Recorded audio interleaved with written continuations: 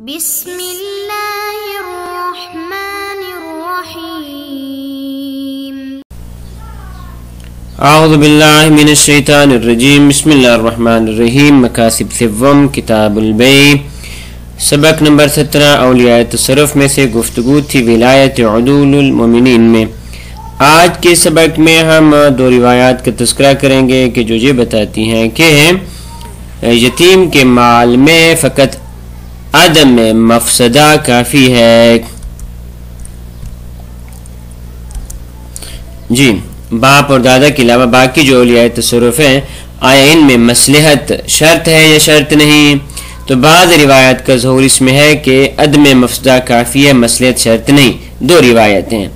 ایک حسنہ کاہلی ہے اور دوسری روایت ہے جناب ابن مغیرہ کی۔ ان دونوں کا مضمون ہمارے لیے یہ بیان کرتا ہے کہ عدم مفسدہ کافی ہے۔ ظاہر و بعض روایات کفایت و عدم المفسدہ، یہ روایت ہم نے پہلے بھی پڑھی ہے، دوبارہ اس کو پڑھ لیتے ہیں۔ نام ربما یظہر من بعض الروایات ان مناتا حرمت التصرف هو الضرر لا ان منات الجواز هو النفع۔ نام یہ استثناء ہے سابقہ درس سے کہ جناب مصنف رحمۃ اللہ علیہ ان کا نظریہ یہ ہے کہ مصلحت شرط ہے۔ انہوں نے وہاں پہ ادلہ ذکر کی، اب ان ادلہ کے بعد اپنے فتوے کے ذکر کے بعد وہ ان روایات کا ذکر کر رہے ہیں کہ جن سے یہ ظاہر ہوتا ہے کہ نہ مصلحت نہیں بلکہ عدم المفسدہ کافی ہے۔ کہ بعض روایات سے یہ ظاہر ہوتا ہے کہ حرمت تصرف کا منات ضرر ہے، بنابری اگر ضرر موجود نہیں اگرچہ مصلحت نہیں بھی ہے تو جائز ہے۔ لا ان منات الجواز هو النفع، نہ یہ کہ جواز التصرف کا منات اور معیار نفع اور مصلحت ہے۔ مثلا ففی حسنۃ القاہلی قیل لابی عبداللہ علیہ السلام، جناب امام جعفر صادق علیہ السلام سے پوچھا گیا انا ندخل علی اخ لنا فی بیت ایتام ومعهم خادم لهم کہ مولا ہم اپنے بھائی پہ بیت ایتام یعنی وہ جگہ جہاں پہ یتامہ کو رکھا جاتا ہے، جی، اور ومعهم خادم لهم وہاں پہ ان کا خادم بھی موجود ہے، فنقعد علی بساطہم ہم وہاں پہ ان کے بستروں پہ بیٹھ جاتے ہیں، ونشرب من مائہم ان کے پانی سے پیتے ہیں، ویخدمنا خادمہم ان کا خادم ہماری خدمت کرتے ہیں، وربما طعمنا فی الطعام من عند صاحبنا اور چہ بسا ہم وہاں پہ کھانا کھاتے ہیں ان یتیموں کا، تو وفیہ من طعامہم، جی ہم وہاں پہ جو کھانا کھاتے ہیں تو اس کھانے میں ان کا کھانا یتیموں کا کھانا بھی ہوتا ہے، تو فما تری فی ذلک، آپ کیا فرماتے اس بارے میں؟ تو امام نے ارشاد فرمایا ان کان دخولکم علیہم منفعۃ لہم فلا باس، فرماتے اگر تمہارا وہاں بیت الیتامہ میں داخل ہونا ان کے لیے منفعت کا باعث ہے کہ ان کو بھی کوئی نہ کوئی چیز حاصل ہو جاتی ہے، فلا باس تو اس میں کوئی حرج نہیں کہ آپ ان کے کھانے سے کھا سکتے ہیں۔ وَإِن كَانَ فِيهِ ضَرَرٌ فَلَا، اور اگر آپ کا ان پہ داخل ہونا اور ان کی جگہ پہ بیٹھنا تصرفات کرنا اس میں ضرر ہے تو فلا، فرماتے ہیں نہ پھر ٹھیک نہیں ہے۔ تو یہاں پہ فرماتے ہیں واجہ استدلال اس بات پہ کہ ضرر حرمت تصرف کا معیار ہے وہ یہ ہے بناء علی ان المراد من منفعت الدخول دخولکم علیہم منفع، آپ کا ان پہ داخل ہونا ان کے لیے منفعت ہے۔ منفعت الدخول سے مراد ما یوازی عوض ما یتصرفون من مال یتیم عند دخولہم، وہ منفعت کی جو مساوی ہو اس عوض کے کہ جو وہ یتیموں کے مال میں سے خرچ کر لیتے ہیں، جب بیٹھتے ہیں وہاں پہ تو جو اخراجات مثلا وہ کرتے ہیں اس کے عوض میں ان کو منفعت حاصل ہوتی ہے، اس کی مثال آگے ذکر کریں گے۔ مثلا وہاں پہ بیٹھتے ہیں اور ان سے کھانا کھاتے ہیں اور جب باہر نکلتے ہیں تو ان کو 1 درہم 1.5 درہم دے دیتے ہیں، تو یہ 1 یا 1.5 درہم دینا یہ ان کے کھانے کا عوض مساوی ہے مثلا یا زیادہ ہے مثلا، تو منفیت الدخول سے یہ مراد ہے. فَيَكُونُ الْمُرَادُ بِالضَّرَرِ فِي الذَّيْلِ، یہاں پہ جناب نے ان كَانَ فِيهِ ضَرَرٌ، تو ضرر سے مراد کیا ہے؟ فَيَكُونُ الْمُرَادُ بِالضَّرَرِ فِي الذَّيْلِ أَنْ لَا يَصِلْ إِلَى الْأَيْتَامِ مَا يُوَازِي ذَلِكَ، کہ یتیموں تک جتنا ان کا تصرف کیا گیا ہے اس کے برابر کوئی چیز موصول نہیں ہوتی، نہیں ملتی، تو یہ گویا کہ ان کو ضرر حاصل ہو رہا ہے. لذا ان کا نفی ضرر سے یہ مراد ہے کہ کھانا کھا لیا اور ان تک اس کھانے کی عوض میں کوئی چیز نہیں پہنچی. تو فرماتے فلا تنافی بین الصدر والذیل، بنا بنی اس آیت کے اس روایت کی ابتدا اور ذیل میں کوئی تنافی موجود نہیں ہے. علامہ ازعمہ بعض المعاصرین، جیسا کہ بعض المعاصرین کا گمان یہ ہے کہ اس روایت کے صدر اور ذیل میں تنافی موجود ہے. کس طرح تنافی موجود ہے؟ من بیانی ہے کہ ان صدر ضال علی اناتۃ الجواز بالنفع، اس روایت کا ابتدائی حصہ یہ کہتے ہیں کہ جواز اس صورت میں ہے کہ بالنفع جب مصلحت موجود ہو، والذیل ضال علی اناتۃ الحرمۃ بالضرر، اور اس کا جو آخری حصہ روایت کا وہ یہ کہتے ہیں کہ حرمت تصرف کا معیار ضرر ہے. پس ابتدا کہتی ہے اس صورت میں جائز ہے جب مصلحت اور منفعت ہو، اور ذیل یہ کہتا ہے کہ حرمت ہے اس صورت میں، حرمت تصرف اس صورت میں کہ جب ضرر ہو. تو آپ فرماتے ہیں یہ ذیل اور صدر ان کے درمیان تعارض ہو سکتا ہے. کس طرح؟ فَيَتَعَارَضَانِ فِي مَوْرِدٍ يَكُونُ التصرف غیر نافع ولا مضر، اس جگہ کہ جہاں پہ تصرف نہ تو نافع ہو نہ ہی مضر ہو،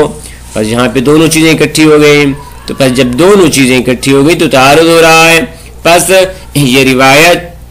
اس کا کوئی ظہور نہیں ہے کیونکہ اس کا صدر اور ذیل آپس میں متعارض ہیں. تو جناب فرماتے ہیں اس کے جواب میں وَهَذَا مِنْهُ، یہ جو مضمون ہم لے رہے ہیں تعارض والا، منہو اس بعض المعاصرین سے، مبنی اس مبنی کی بنیاد پہ کہ علی ان المراد بمنفیت الدخول النفع الملحوظ بعد وصول ما بإضاء مال الیتیم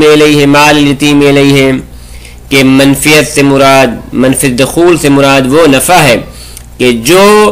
اس مال یتیم کے عوض کے بدلے میں اسے موصول ہوتا ہے. بمعنی ان تکون المنفیت فی معاوضہ، جی منفیت وہ معاوضہ ہے کہ ما یتصرف من مال یتیم، کہ یہ شخص مال یتیم میں سے جو تصرف کرتا ہے اس کا معاوضہ دیتا ہے. بما یتوصل الیہ من مالہ، مطلب کس طرح کہ یشرب مان فیعطی فلسا بیضاء، مثلا وہاں بیٹھ کے یہ پانی پیتا ہے تو اس کے عوض میں ایک فلس دیتا ہے، ایک درہم دے دیتا ہے. وہاں قضا، یا اگر کھانا کھاتا ہے تو اس کے عوض میں 2 درہم دے دیتا ہے، یا کوئی فروٹ وغیرہ وہاں پہ کھاتا ہے تو اس کا عوض دے دیتا ہے. تو اس سے اس نے یہ مراد لی ہے وَأَنْتَ خَبِيرٌ بِأَنَّهُ لَا ظَهُورَ لِلرِّوَایَةِ حَتَّى يَحْصُلَ التَّنَافِي، اور آپ پڑھ چکے ہیں کہ اصلاً اس روایت میں ایسا ظہور موجود ہی نہیں ہے کہ ہم کہیں کہ اس کی ابتدا اور ذیل میں تنافی ہے. کیونکہ یہاں پہ جملہ شرطیہ استعمال کیا گیا ہے. جملہ شرطیہ ایسا جملہ شرطیہ کہ جس میں آپ 2 فرد بنا سکتے ہیں، درحاں کہ یہاں پہ آپ 2 فرد نہیں بنا سکتے. کیونکہ روایت یہ فرماتی ہے، دیکھیں ایک مرتبہ روایت کو دیکھ لیتے ہیں. روایت کہتی ہے ان کان فی دخولکم علیہم منفعہ، اگر تمہارا ان پہ داخل ہونا، ان کے پاس بیٹھنا ان کے لیے منفعت ہے تو فلا باس، تو کوئی حرج نہیں. تو اب یہاں پہ منفعت اس کا الٹ کس طرح ہو جائے گا؟ یعنی ان لم یکن فی دخولکم علیہم منفعہ، خوب اس طرح کا جملہ ہونا چاہیے تھا نا، لیکن آگے روایت کہتی ہے نا ان کان فی ضرر، یعنی دوسرے فرد کو بصراحت جناب نے ذکر فرما دیا ہے. تو جب بصراحت ذکر ہو چکا تو پس یہ ایسا جملہ شرطیہ ہے کہ جس کا ظہور نہیں، یعنی صرف منطوق ہی ہے، مفہوم اس کا نہیں ہے. مفہوم تو اس صورت میں ہوتا کہ جب اس دوسرے جملے میں منطوق کی صراحت نہ ہوتی تو یہاں پہ فرماتے چونکہ صراحت موجود ہے لذا اس جملے میں اصلا مفہوم ہی موجود نہیں ہے،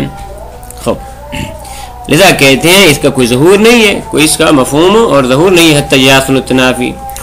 یہاں تک یہ ایک روایت ہوگی کہ یہ ظاہراً یہ فرما رہی ہے کہ عدم مفسدہ کافی ہے، ذرا نہ ہو تو کافی۔ وفی روایت ابن المغیرہ، اور ابن مغیرہ کی روایت میں قلتو کہ میں نے لأبی عبداللہ علیہ السلام امام جعفر صادق علیہ السلام کی خدمت میں عرض کی ان لابنۃ اخ یتیمہ کہ میری ایک بھتیجی ہے یتیم، فربما اہدی لہا شیء تو بعض اوقات کوئی چیز بطور ہدیہ ان کے پاس آتی ہے، فآکل منہ تو میں اس ہدیے میں سے کھا لیتا ہوں، ثم اطعمها بعد ذلك شیء من مالی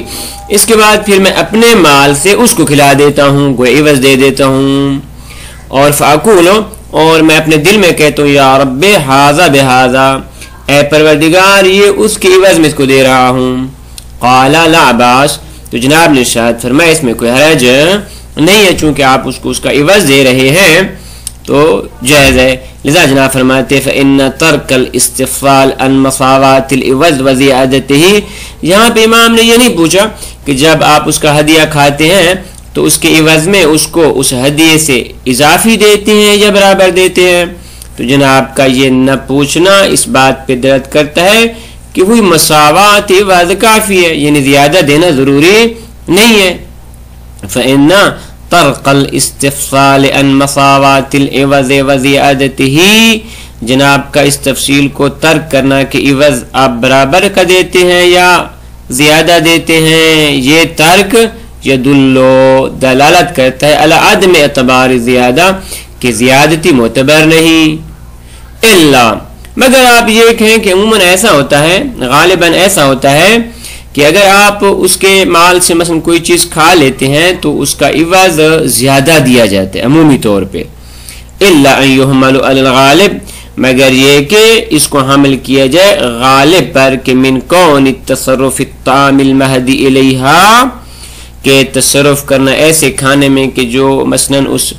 بچی کی طرف یتیم کی طرف ہدیہ کیا گیا ہے، وَإِعْطَاءِ الْعِوَضِ بَعْدَ ذَلِكَ اصلاح اور اس کے بعد جو عوض عمومی طور پہ دیا جاتا ہے وہ اصلاح ہوتا ہے، زیادہ ہوتا ہے۔ کیونکہ اذ الظاہر من الطعام المہدی الیہا، ظاہراً طعام سے مراد کے جو اس کو بطور ہدیہ ملتا ہے هو المطبوخ وشبہ، وہ من پکا پکایا کھانا ہوتا ہے یا اس طرح کی کوئی چیزیں کہ جلدی خراب ہو جاتی ہیں، تو بس ایسی چیز کی جو جلدی خراب ہونے والی ہو یا ایسا کھانا کہ جو اس کو بطور طعام ملتا ہے، ظاہر ہے وہ جتنا کھائے گی باقی وہ بچ جائے گا، اگر اس کو کوئی نہ کھائے تو اس کا وہ کھانا ضائع ہو جائے گا، لذا اگر کوئی شخص اس میں سے کھا لیتا ہے اور اس کے بعد اس کا عوض دیتا ہے تو وہ عموماً وہ عوض اس کھانے کی نسبت یا اس ہدیے کی نسبت زیادہ ہوتا ہے، تو اگر ہم اس سے مراد وہ زیادتی لے لیں تو پھر بحث مصلحت میں چلی جائے گی، لیکن جو ظاہر روایت ہے وہ یہی ہے کہ چونکہ جناب نے استفصال کو ترک فرمایا اس سے مراد ایسا عوض ہے کہ جو اس کے برابر ہو، تو خلاصہ یہ دو روایات اس بات پہ دلالت کرتی ہیں کہ عدم المفسدہ کافی ہے، مصلحت شرط